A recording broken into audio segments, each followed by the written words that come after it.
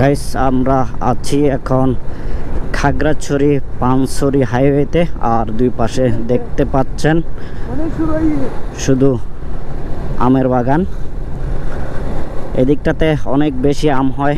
আমি প্রায় মাঝে মাঝে আসলে এদিক থেকে আম নিয়ে যাই।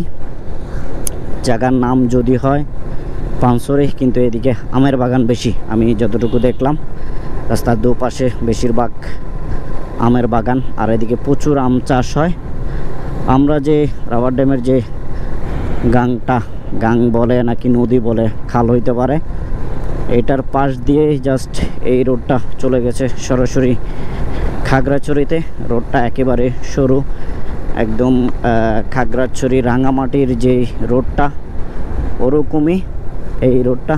এদিকে বেশিরভাগ চাঁদের গাড়ি চলে, বড় গাড়ি তেমন একটা চোখে পড়ে না। তো পরিবেশটা অনেক ভালো।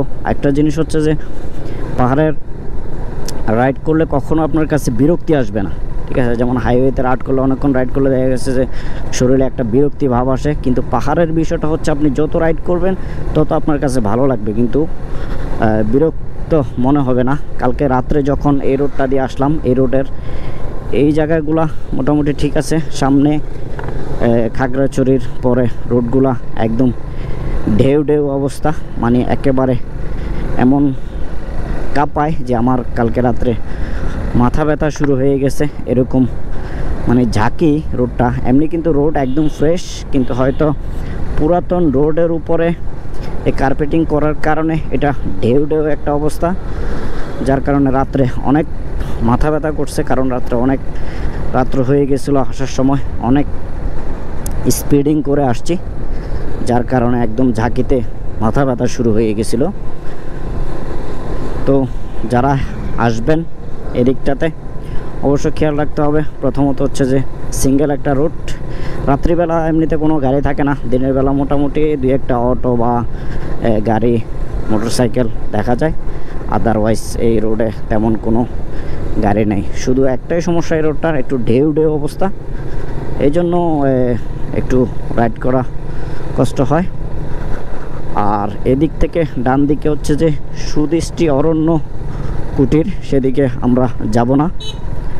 আর এটা হচ্ছে যে বাজার, এই বাজারটার নাম হচ্ছে যে ভাই বোন ছড়া বাজার, ঠিক আছে। মানে ব্রাদার্স অ্যান্ড সিস্টার হাট, ভাই বোন বাজার।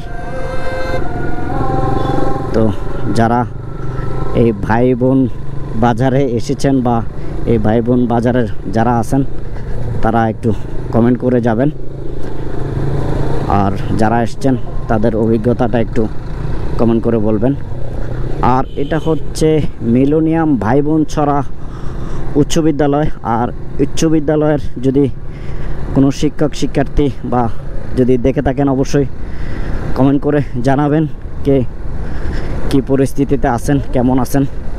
সবাইকে আমার সালাম দিয়ে গেলাম।